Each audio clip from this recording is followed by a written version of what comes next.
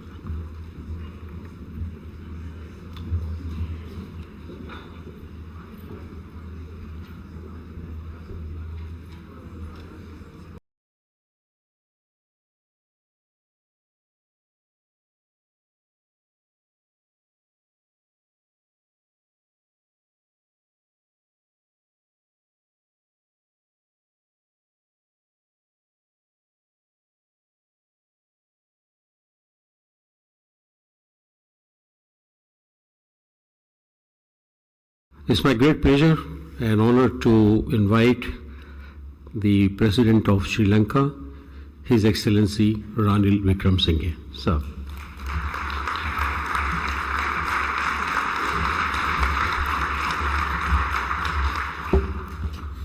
The Foreign Minister of Australia, His Honourable Penny Wong, External Affairs Minister of India, Honourable Dr. Subramaniam Jaishankar, Minister of Foreign Affairs of Singapore, Honourable Dr. Vivian Balakrishnan, Foreign Ministers of the representative countries, Secretary Generals of the representative organizations, of course, Ram Mahadeva and the Indian Foundation, Excellencies, representative think tanks, distinguished guests. It's a great pleasure to be here in Perth for the 7th edition of the Indian Ocean Conference. I thank the Australian government for the hospitality afforded to all of us. I also thank the India Foundation for once again bringing us together. The theme of this conference, towards a stable and sustainable Indian Ocean, could not be timelier and more appropriate. The Australian continent is unique in that it has borders with both Indian Ocean and the Pacific Ocean. Perth played a crucial role in the history of Sri Lanka-Australia relations. During World War II, Royal Canadian Air Force Catalina flying boats traversed the expanse of the Indian Ocean, connecting Perth with the Koggala Air Base in Ceylon, the only air link between Indian subcontinent and Australia. Known as the double sunrise flights, they operated a non-stop route up to 32 hours in radio silence to ensure the success of a critical air route during World War II for the Allies. The Japanese attack in April 1942 on the Indian Ocean, especially Ceylon, was described by Churchill as the most dangerous moment of the war, highlighting the importance of the Indian Ocean to the British Empire. I was just talking with Dr. Balakrishnan, and we said there was no carrier battles in the Indian Ocean for the simple reason the Japanese sank the only British carrier. Excellencies, ladies and gentlemen, let me highlight a few important developments which I hope will make a contribution to your deliberation. Firstly, historically speaking, the Indian Ocean is a multipolar and has resisted domination by a single power. The multipolarity is a reflection of the essence of the Indian Ocean region and its people. As Asia emerged from colonialism, the newly independent countries of Asia, Ceylon, Sri Lanka, India, Indonesia, Burma and Pakistan, convened the Bandung Conference in 1955 to oppose colonialism in all its forms. The conference declaration to oppose big power rivalry in turn led to the non-aligned movement. Since then, the Indian Ocean region has been influenced by the spirit of Bandung. It has never become a part of the US hub and spoke system. The past 2 decades has seen the emergence of diverse framings of the Indian Ocean region and a flurry of diplomatic activity articulating various policy positions, tilts and frameworks. What is clear is that no single objective geopolitical construct has emerged, and we are left instead with a contested vision with multiple interpretations. The key frameworks that have emerged include, in addition to IORA, the Indo-Pacific, the BRI, the Quad, and the BRICS. There are also regional organizations including ASEAN, ARF, ACD, BIMSTEC, SAARC, GCC, Arab League, OIC, SADC, EAC, and SCO that have been established. Additionally, we have the operational arrangements that deal with specific areas of cooperation, including RCEP, IONS, the Djibouti Code of Conduct, IOTC, and the Indian Ocean Commission, MAS, and the 4 regional information fusion centers, and the CGPCS contact group on piracy off the coast of Somalia. Along with these frameworks and groupings, we have also seen an increased militarization of the Indian Ocean, which is redefining power balancers and alliances. In the maritime space, we see a building up in naval capabilities with India, USA, Australia, UAE, Saudi Arabia, and China, all increasing their naval presence significantly. Therefore, balancing between the great power rivalry is becoming an increasingly more complex task.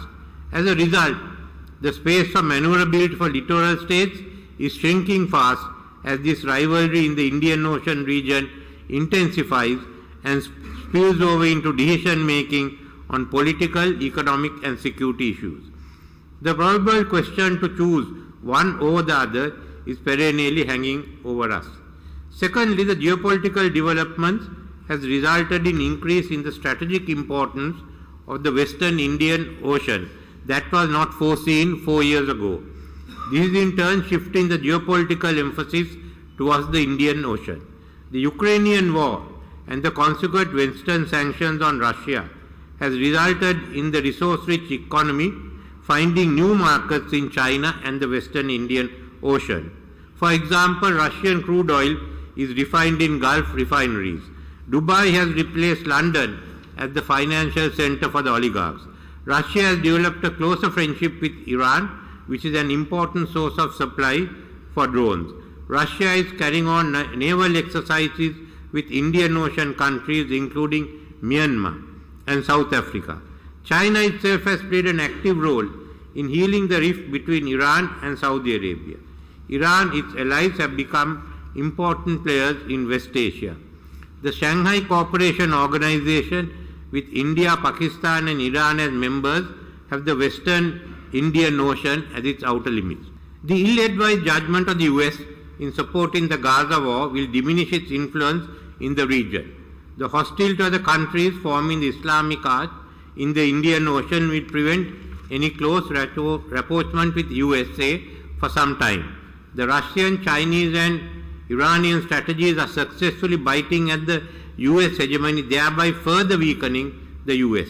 The Indian Ocean stability therefore requires an early end to the Gaza war, followed by A, the establishment within 5 years of an independent Palestine state, and B, guarantees for the security of the State of Israel. Thirdly, the recent attacks on commercial vessels by Yemen-based Houthi rebels is a challenge to the freedom of navigation. We have to ensure access and mobility in Suez Canal, the Red Sea, Bab el-Mandeb, and the Gulf of Aden. In addition, we are also faced with threat of Somali pirates once again. The safety of undersea cables and critical infrastructure are also facing additional threats. The presence of drugs in the Indian Ocean and human smuggling has increased. The IUU fishing still takes place.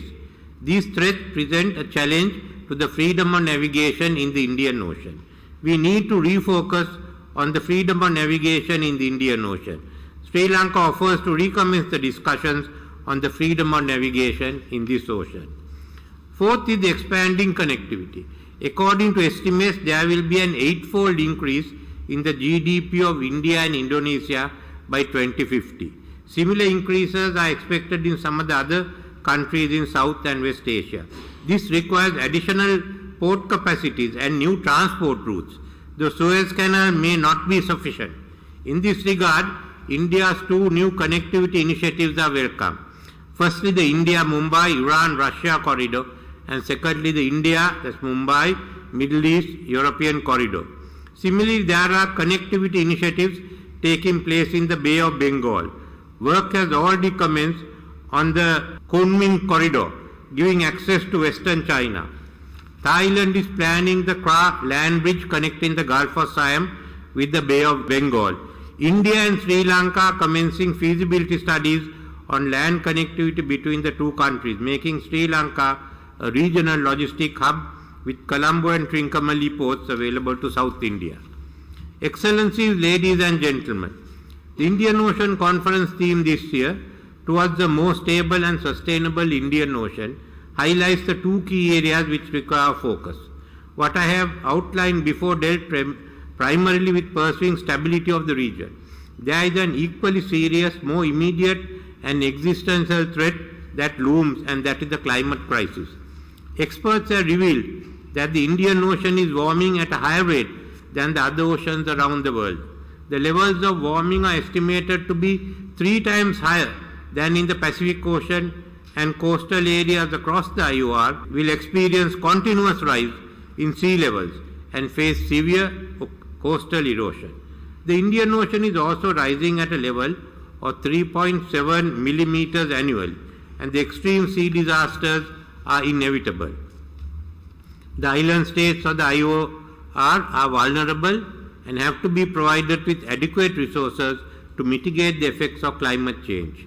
Changes at sea also affect monsoon patterns and in turn impact on agriculture and food security across the Indian Ocean region. They also impact on the biodiversity and in turn on food and livelihood of people of the littoral states. The Indian Ocean presents opportunities in terms of ecology.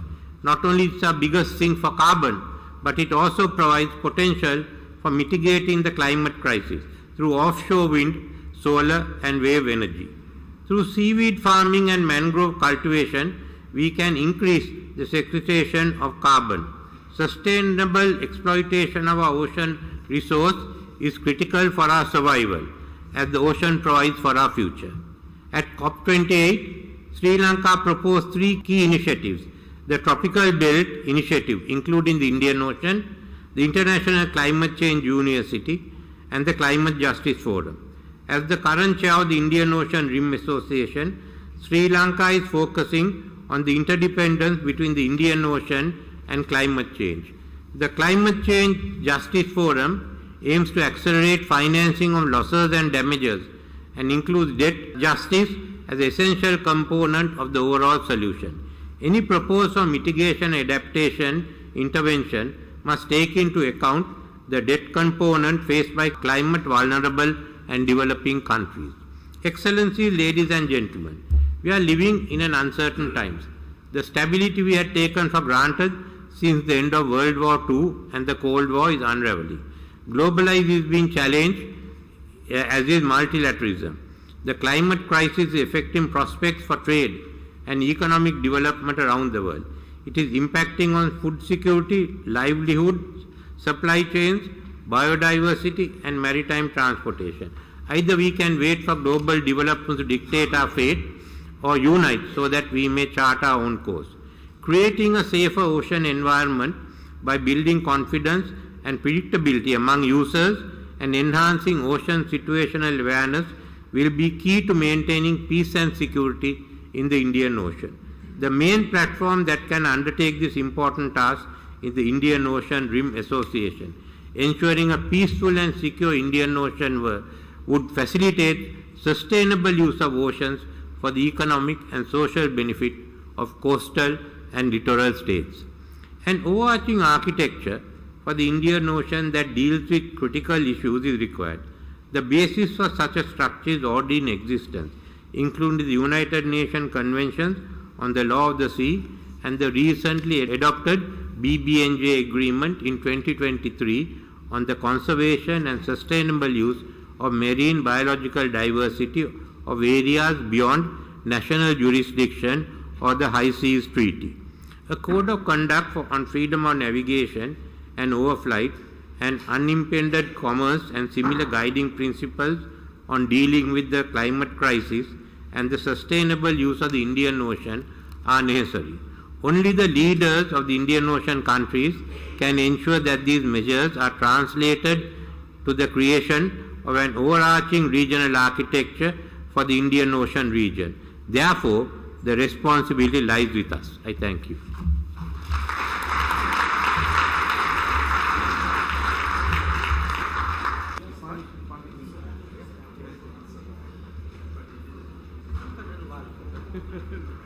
Looks like they want one final picture of you.